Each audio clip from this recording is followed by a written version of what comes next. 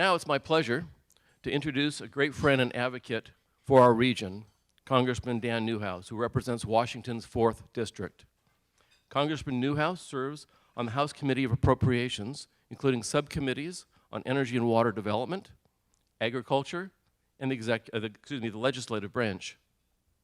These are important committee assignments that reflect both his influence and the respect he commands from his colleagues in House leadership. His strong support for our community is evident in the work that he does every day on our behalf in the House of Representatives, where he shines a light on the critical issues facing our community, advocates for responsibly funding the National Lab and Hanford cleanup, and champions ways to grow our future workforce among many of the other issues he focuses on. And while I mentioned a few specific areas previously, Congressman Newhouse's advocacy helps enable the breadth of the work done at the laboratory and the associated outcomes that contribute to the economic prosperity of our region and the nation. Congressman Newhouse is a longtime advocate for our state, previously serving 5 terms in the Washington State House of Representatives and as director of the State Department of Agriculture. As a 3rd-generation farmer and businessman in the Yakima Valley, Dan is a neighbor with deep roots in central Washington who brings his firsthand understanding of our area's priorities and issues to Congress. It is an honor to have him with us today. Please join me in a warm welcome for Congressman Dan Newhouse.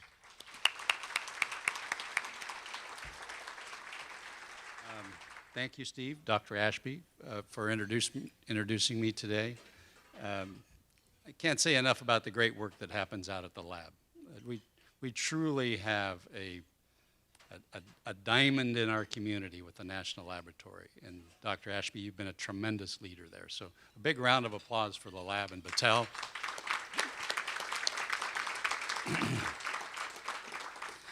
And I'm really happy to introduce to you, you've already heard that I have a special guest here today. Glenn Thompson is his name, GT for short. And Glenn, or GT, is a member of Congress from the great state of Pennsylvania. I believe the 15th district, which is the central part of the state, which perfect because I represent the central part of my state. GT is our Republican leader on the Agriculture Committee in the House of Representatives. So when we regain the majority as Republicans, Mr. Thompson will be our committee chairman. And that's a huge position of influence. Yes. I invited GT to come to really, selfishly, yes. I wanted him to get to meet as many people in Central Washington as possible. I wanted him to see, as the lead Republican on the Ag Committee, I wanted him to see agriculture in Central Washington so that he'd be familiar with what we do here and the challenges that we have and the successes we have and the things that it's going to take for us to be able to continue on into the future. So welcome, GT. I'm just delighted you're here. I know there's going to be some time for questions, and that's probably the best part of my presentation to you is answering questions that you have on your mind, so I look forward to that. If there's really tough ones, GT is going to take them, but I'll try to answer the easy ones. Just wanted to cover some of the things, though, as the congressional update, what's going on in Washington, D.C. And it goes without saying, since the last time I talked to you in a setting like this, a lot's happened. Like I said, that's been 2 years ago. My gosh, 2020, who wants to relive 2020? In a lot of ways, like I said, we want to put the pandemic behind us. But certainly that has driven a lot of the agenda over the last year and a half in a lot of different ways.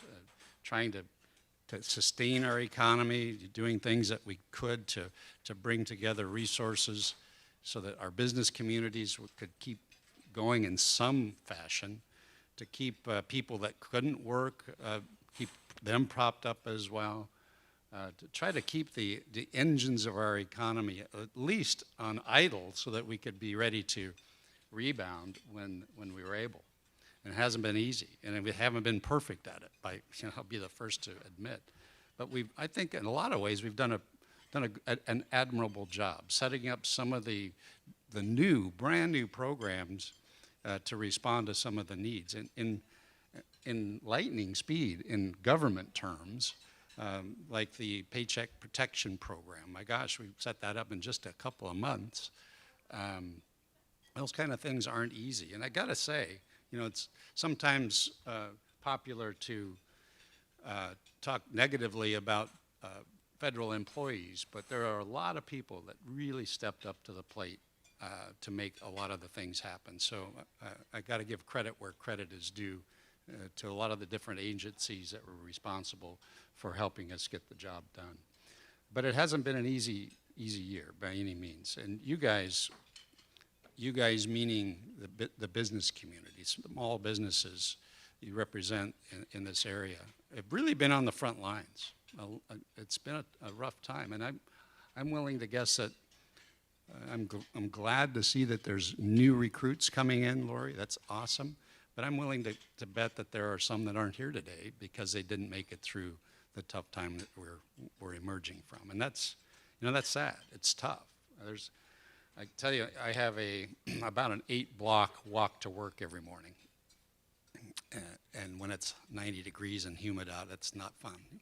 But the amount on Pennsylvania Avenue in Washington, D.C., the number of businesses that are shuttered, literally, closed for good, plywood on their windows, it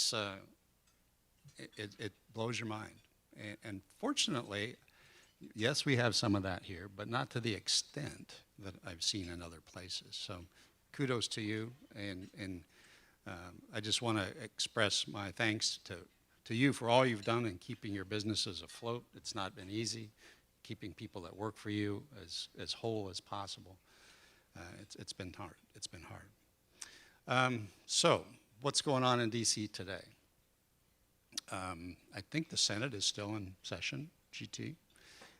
You probably know the one item on their agenda that they've been working on. It's been very clear that they want to get an infrastructure package done. There's a bipartisan deal that is close. The details of that just came out over the weekend. I've got some of my staff here. Travis has been diligently reading through that. It's 2,700 pages. I don't know why you're not done with it, Travis. Come on, pick it up a little bit. There's a lot to absorb there. It's almost $1 trillion in responding to some of the infrastructure needs that we have in this country, which are many. The roads, the bridges, the airports, all of the steel and concrete and asphalt kinds of things that you think of. But it's also other things like water infrastructure, the things that, don't have to tell you it's hot and dry. It's only going to get to 100 today, is that right? But the water infrastructure is critical for areas in the West so that we have that precious resource of water available for growing populations, for dealing with climate change and drought that seems to be ever more prevalent, making sure that we can continue to grow and our economies and our population can continue to thrive. So there's things that address that in the infrastructure bill as well. I think, I don't know all the details yet, but I think that there's quite a bit of money for highways, that kinds of things, without increasing the gas tax, which in a state like us, we always want to pay more in gas tax, right? We're one of the highest in the nation already, and so, but they're trying to be creative on how we pay for things. One thing that we have to keep in mind that as a country, I know this isn't news to any of you, our debt, anybody remember what it is? And this isn't, you don't get a trip to a winery if you win this, but it's over $28 trillion, which is a big number. And it's increased a lot over the last few years. In the last year and a half, it's increased a lot. So one of the things that has to be part of moving forward is trying to be somewhat fiscally responsible as well and respond to pressures that we have facing us and facing our children and our grandchildren if we don't. And so that's I hope part of this as well. Like I said, I don't know all the details yet, but pay-fors, have you heard that term? Just we can't just borrow $1 trillion.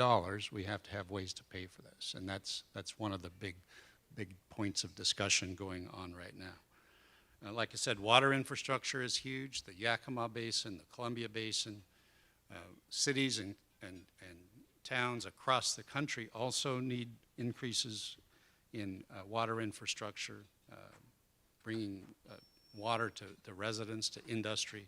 So those kinds of things are addressed as well. Like I said, we're getting more details all the time. I can't tell you one way or the other how I'm going to vote on it yet, if it even gets to the House. There's still some challenges before it even gets over to our chamber. So stay tuned. If there's priorities in there that you see, I want to hear about them so that we make sure that, as much as we can, that we respond to the needs here in Central Washington. One of the things that, I hope you can hear me, I can hear myself fading away. One of the things that the pandemic has taught us is that there's some inequities in this country as it relates to broadband and connectivity, particularly in rural areas. I used to tell people that, I'll believe Congress when they're working on improving broadband when I can stream a movie at my house. We're almost there. But over the last year and a half, not only have people been working online, kids have been going to school online. A lot of people have been receiving their health care services online. Certainly in today's modern age, even farmers have to have connectivity on their tractors in order to do the tasks that are required of them out in the field. So reducing this inequity from urban and rural areas on broadband capability is huge. I got to give kudos to Mr. Thompson. Just happens to be, he's a prime sponsor of one of the bills that's going to get us there. And so thank you, GT, for your leadership on that. Rural America we need to have equal access. So it's just a key to our future economically. So that's a huge thing. I think Lori mentioned, if I was listening, that I'm having a telephone town hall next week with the SBA, the Small Business Administration, I want to put a plug in for that, just for small businesses to tune in and learn to see if there's anything that is available through the federal government that could be of assistance to you as you emerge from this tough time that we're in, right? So do we have details on that, you guys? I'm looking at my staff in the back. What day is the telephone town hall, Amanda? August 10th. At what time? 1 p.m. Oh, right in the middle of the business day. You'll love that, right? Sorry. But spend an hour with us if you think that there's something that SBA can do for you, and even if you just have questions or wonder, that will hopefully shine the light on some of the things that are available. It's smoky outdoors. You've noticed that?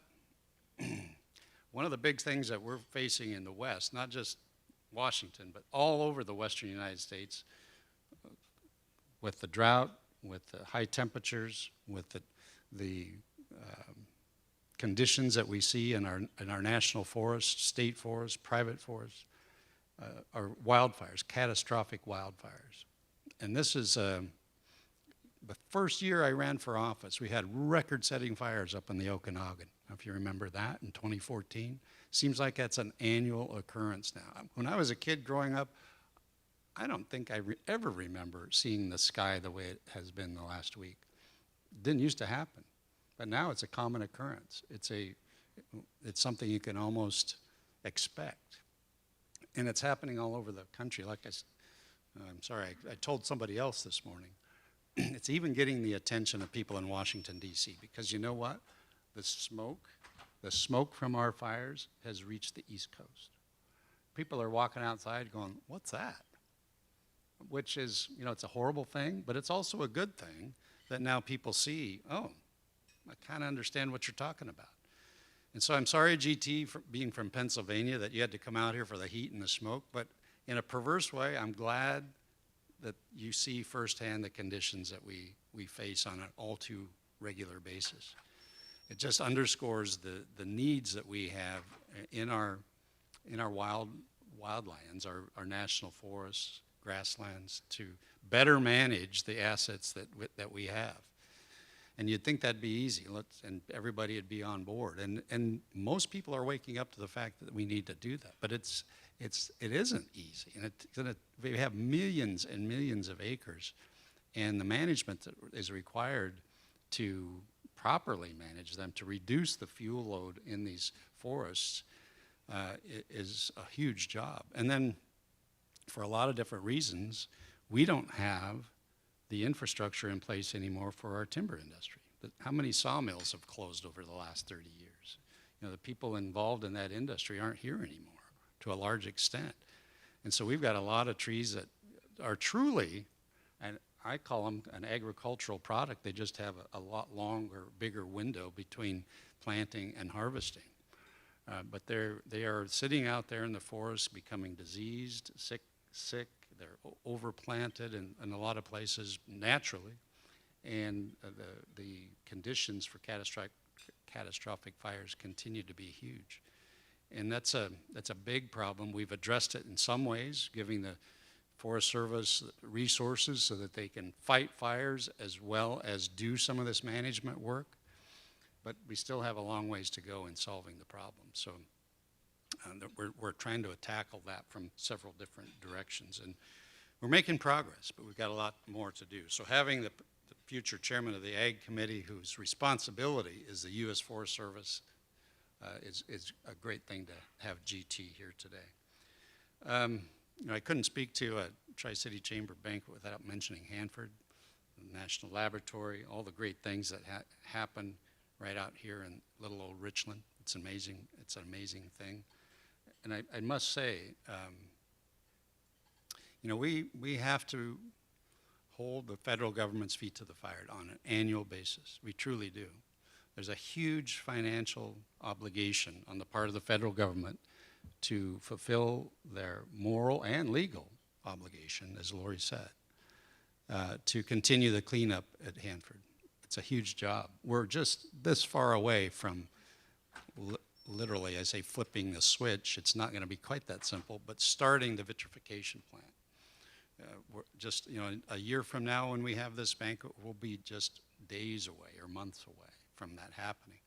But it takes a continued, dedicated Congress and federal government to make sure that those resources are available. And fortunately, we've been successful at that. And we'll continue to make sure that that happens, because we have to have that consistency moving forward in order for that work to get done.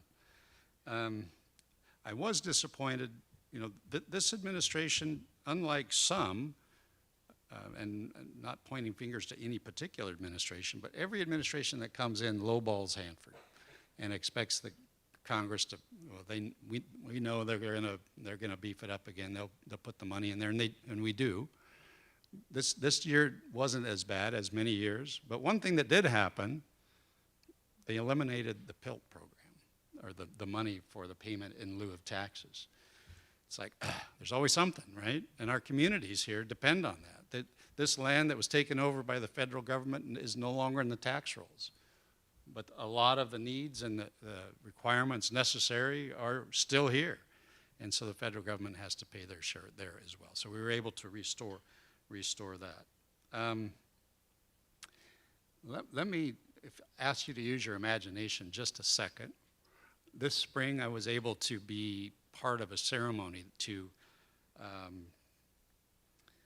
recognize a partnership that's been formed. And I'm going to read this. It's Energy Northwest, the Grant County PUD, and X Energy. You all know what those three organizations are doing, right? They've joined together in an effort to come up to build the next generation of nuclear power generation, which is, this is going to be the first of its kind. It's going to be built right here in Richland. And it's projected that this will be the first of hundreds of these reactors. And so I asked you to use your imagination for a second. I think, you know, we're going to get Hanford cleaned up at some point in the future. And we've been talking for years about what post-Hanford looks like. Well, I think we're getting a glimpse into the future. We're going to be a nuclear community for a long time to come, regardless. And now we're going to be leaders in manufacturing the future nuclear generation capability and be world leaders in that. So I think, to me, that's pretty cool and pretty exciting. I would be remiss if I sat down and didn't say something, too, about one more thing. And then we'll have some questions. But we have in this country and in this region, in our own backyard, some of the most important pieces of infrastructure ever built by mankind. I'll go out on a limb and say that. And that comes in the form of the Snake and the Columbia River dams. Pieces of infrastructure that have allowed our communities to grow into what they are, to really turn a desert into something that produces food for the whole world. Food, fiber, and fuel for the whole world. And let me just invoke to all of you, every single person in this room, that the voices calling for the breaching and the tearing down of those dams are louder than ever. And every single one of us need to stand up and be heard as to how important those dams are to our way of life, our communities here, our economy here. And not just for the Tri-Cities, but for the whole region, and I would say for the whole country. And just want to make sure that I mention that, because those voices, like I said, they're louder than ever, and they're not going away. And we need to be loud as well. So, with that, I'm going to say thank you. Thank you very much, Lori, for having me come. It's always amazing after I come that people come back to hear me again. That's a great thing. So thank you very much for your attention. And let me just say, it truly is, I represent you in our nation's capital. And I think I've got the best district in the whole country. And it's truly an honor, and I'm very proud to represent Central Washington in the other Washington. So thank you very much for that opportunity. Thank you.